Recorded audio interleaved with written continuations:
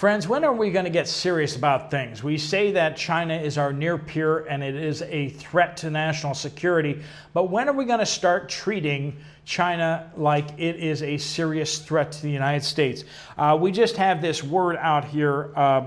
Hats off to Defense Secretary Hegseth for doing this, but it's truly troubling. It reveals a program by Microsoft where Chinese coders were actually going into the United States Department of Defense's mainframe and their security programs, and they were actually doing work for the United States Department of Defense. Now, if you think that hiring Chinese nationals over in China to work on the United States Defense Department computers, systems, and servers and everything like that is a good idea, I don't know what. But I think most of us are kind of shocked by that. That doesn't make sense. Now, Microsoft is saying that they were supervised. So apparently Americans were watching the Chinese coders while they're in the systems, but that's not enough. That is crazy. They're producing lots and lots of code, some of which the people watching them probably didn't understand how much code is in the Department of Defense's servers and mainframes that are not supposed to be there.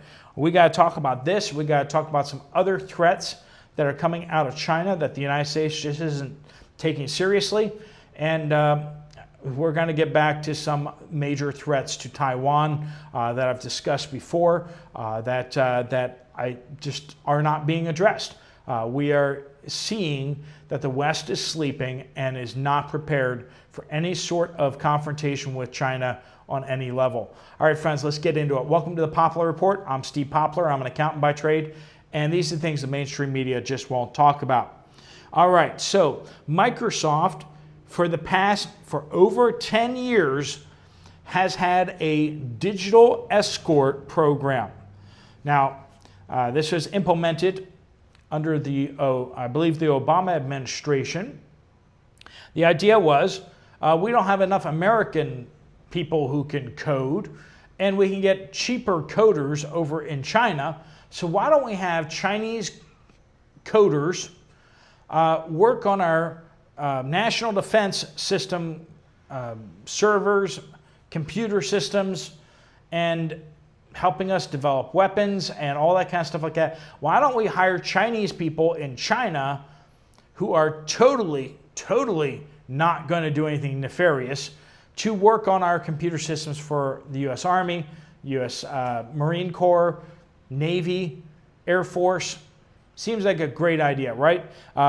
Defense Secretary Pete Hegseth announced Wednesday that the Pentagon has shut down this stupid program by Microsoft that is it's mind-numbingly stupid. I don't say that often about things, but in this case, the Defense Department exists to defend us against other countries. And the idea that we are hiring our enemies to build our computer systems, some of the systems that may actually be used to attack China, like seriously, who thinks that that's a good idea? And it's not like China is a free country. It's not just a bunch of people all trying to make money. While that is happening, there is also an authoritarian government there that is not allowing people to move freely about. And when they see these postings, if you think that China doesn't try to get those jobs for its intelligence operatives, I don't know. But for over a decade, Chinese citizens and even potentially card-carrying members of the Chinese Communist Party were actually inside the U.S. Defense Department's mainframes and other things, but they were being, quote, supervised. So they had digital escorts. For nearly a decade, Microsoft used Chinese coders remotely supervised, so that the supervisor wasn't there in person standing over their shoulder. The supervisor was online watching what they were doing. But you know how money works. If you're being paid to supervise people, I think Microsoft is going to go, well, why don't we have one supervisor for like 3 coders or 4 coders or 5 coders? Why doesn't this person just kind of do some spot checks to see if they're doing anything nefarious or anything that's suspicious? If they're not, then why do we have to watch them all the time? So many problems with that. If these people who are supervising them actually know how to code well enough that they can see what other people are doing and understand it, then why don't we just hire them to code it themselves? And the answer to that is probably because they're supervising a whole bunch of Chinese people doing all sorts of random things, and they really don't have enough time to supervise all the things that those Chinese have been doing inside the computer systems. And this is just the latest. This is just the latest in a series of just not taking China seriously. China says that they want to be a near peer, or they want to be a full equal to the United States, militarily, economically, socially. They want to be respected at the UN on an equal level as the United States. And they are ready to go to war over it. They want Taiwan, and they think that the United States needs to butt out of it. They think that they should be able to be respected by Japan and Korea and other countries in their area. They are a major superpower in their own minds. And the United States has carved out the Western Hemisphere. We have the Monroe Doctrine, which basically states that any country in South America, Central America, the Caribbean belongs essentially to the United States, North America as well. If anyone messes with any of those countries, the United States has a say in whether we like the new government or not. Now, is that a policy that's accepted by countries in South America? Not really, but then again, countries in South America and Central America can't really do anything about it. We overthrew the government of Panama. We created the government of Panama. Did you know that Panama used to belong to Colombia, and then the United States went in, supported, basically created a revolution in this whole area, and then they basically declared that that part of Colombia was now Panama, so that the United States would have a canal. We stole that land from Colombia in order to create the canal. We also, at about the same time, created the Darien Gap, which basically makes sure that there's no roads that go through that the jungle there, so that people have a harder time getting from Colombia all the way up to the United States. But anyway, the United States has Nicaragua. Just go through the list of Guatemala, go through the list of countries, and see how many of those countries have been violently overthrown by the United States government because the United States government didn't like, whatever government there was there. Cuba has been embargoed for 60 years now, 70 years? We don't like their communist government, so therefore we've decided that we can overthrow them. We tried it at the Bay of Pigs, but that didn't really go so well, so we mostly just been containing them ever since. And we've been basically just starving the island to death over the past whole bunch of years. The United States says anything happening in the Western Hemisphere belongs to us. We get to have all say on it. Nobody else gets a say in it. That's basically what China is like. Well, we're the power over here, so this is our sphere of influence. All these islands off our coast need to start listening to us. They need to start doing what we say, or else we will send our military to go change the government. Are you seeing kind of where this is going? So China is, that's a pretty big threat to U.S. interests over there. Now, of course, we should all dispute the idea that the United States should have interests in a place halfway around the world. What does that even mean, right? The United States has interests everywhere in the world. The United States is interested in every corner of the planet. So that's kind of dumb. Of course, we have much more interest in places that have trade white people, or oil. And if they have more than one of those, it's a big deal. Was that a little too cynical? It was maybe a little cynical, but it's also very true. So, if you don't like that, put that in your pipe and smoke it. Anyway, that's the situation. What would you do about China? Well, we're letting them work on our Defense Department's mainframes and computer systems, which is a terrible, terrible idea. Then we have the hacking attacks that have happened. Are the two related? Well, we don't know, because nobody would ever tell us little peon citizens, would they? They would never tell us what's going on. If we got a hacking attack by China, they won't tell us that it was China until long, long after. They tell us, a Chinese hacking group called Typhoon, Blue Typhoon, or something Typhoon. They like naming all of their hacking things Typhoon. So kind of indicates maybe there's a little bit of coordination, since they name all of their attacks and their attacking groups very similarly. Almost sounds like different units on the same military base competing. Anyway, should we take that seriously? Absolutely. Are we taking it seriously? No, we're definitely not. Is Taiwan really taking the threat of China seriously? Potential for invasion? No, not really. And I know that sounds, again, harsh, but true. As someone who was in Taiwan last year, I walked the beaches, I walked the red beaches, I looked at this stuff, and some places they have fortifications, but the fortifications are sparse and inadequate, and on top of that, basically you see their defense plans. They really believe that China will give them 30 to 60 to 90 days warning before they actually launch a land invasion. There are islands off the coast of Taiwan that they believe that China has to take those islands first.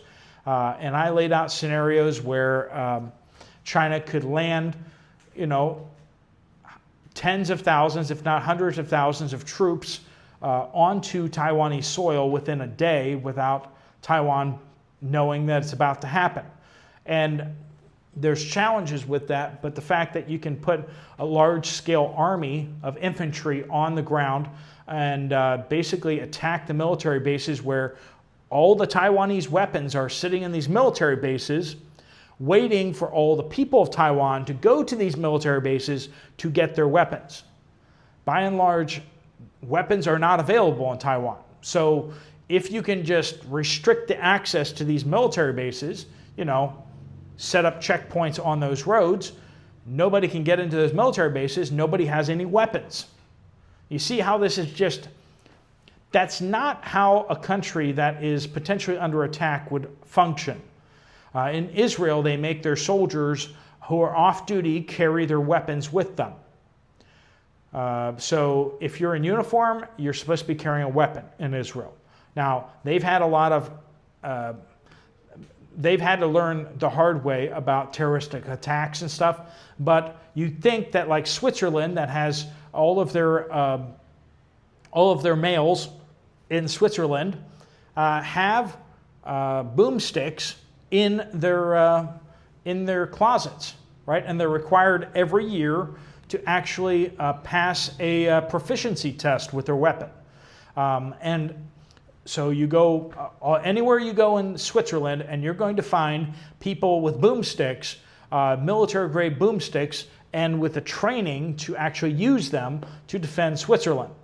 Nobody's going to be invading Switzerland anytime soon, partially because there's nobody hostile on their border, but you'd think that Taiwan would be utilizing this same type of strategy. The United States made it so that Japan did not even consider invading the United States because there are so many boomsticks everywhere. Taiwan, no, they don't do that. All their boomsticks are sitting on military bases, and only authorized personnel have access to them. So just one thing after the next, we see that Taiwan is not taking the threat seriously on most levels. I talked to a whole bunch of people across Taiwan, incognito, I asked them what they thought about the threat from China, and their answer was, we have a professional military. Our professional military is full of professionals who know what they're doing, and we don't have to worry about that. And two, we buy American fancy weapons, therefore we're safe. And three, some of them said, but you see this throughout the national planning, is the United States will come and save us. So that basically sums up their attitude towards the whole thing. We don't need to protect ourselves. We don't need to have security. We don't need to have, defenses on the beaches because they look bad. And we'd like to just have the beaches for, sitting and making sandcastles. So you go on these red beaches. The red beaches are declared as basically, this would be prime landing zone for Chinese forces. These red beaches have no defenses on them. There's no anti-landing stuff. There's no pits. There's no bunkers. There's nothing. You walk through them, you see sand dunes. Now, they say some of the sand dunes are put there in such a way that they're there to kind of impede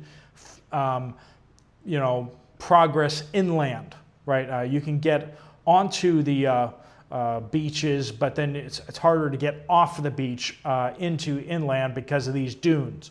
But I think most of us kind of realize that sand dunes are not exactly the most effective anti-Chinese invasion strategy that has ever been employed. So the United States, its allies, are investing in large, expensive warships, or as I like to call them, missile targets. China has been developing, they've been watching what's been happening over in Eastern Europe. They've been developing ballistic missiles, hypersonic missiles that can penetrate U.S. air defense systems, as well as Aegis missile defenses. These hypersonics are designed to take out aircraft carriers. They're designed to take out destroyers. They're designed to take out frigates. And the United States and its allies are investing heavily into these aircraft carriers, which can't get anywhere near Taiwan, not within launching distance of their fighters, because China has thousands of aircraft carrier killer missiles. And when you look at that, you just see that, they have more missiles to sink our carriers than our carrier battle groups have interceptors to intercept the missiles. And oftentimes we see in these situations, these engagements, where a missile, a high threat missile is coming in, U.S. policy is to fire multiple interceptors at the thing.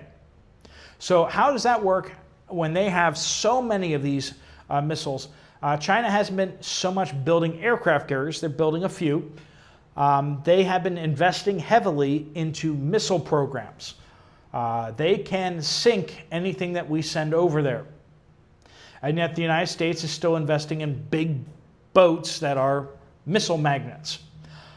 This is fundamentally a poor choice. The United States should be pre-positioning as much military equipment as possible on Taiwan, demanding that Taiwan defend itself and take the threat seriously, upgrade their security to prevent infiltration, actually start searching ships before they land in the port. The idea that you have ships leaving from Shanghai Harbor and all the other Chinese ports these massive ships coming across the water and pulling up directly into the port area of different Taiwanese ports and starting to unload without ever being inspected by Taiwanese Coast Guard. And how do I know that? Because I watched the ships moving under speed, not slowing down at any point on their way to Taiwan, pulling into Kaohsiung or one of the other ports, pulling right into the port. Now, they may have security at the port, but when you start talking about a ship that has, 20, 30,000 shipping containers on it,